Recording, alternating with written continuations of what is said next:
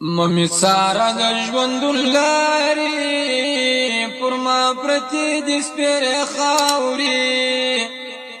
پروت یم له حد کې بې کفانه نور به مې ونه کېږي دانه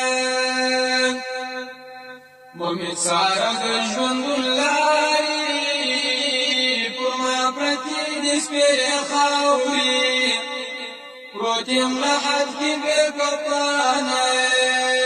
نور به مې ونه کېږي دانه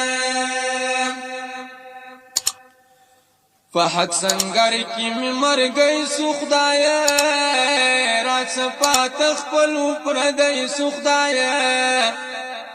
هم د خپل کور لوی او کوشنی سو خدایا د هر قریب می زړګی سره سخدایا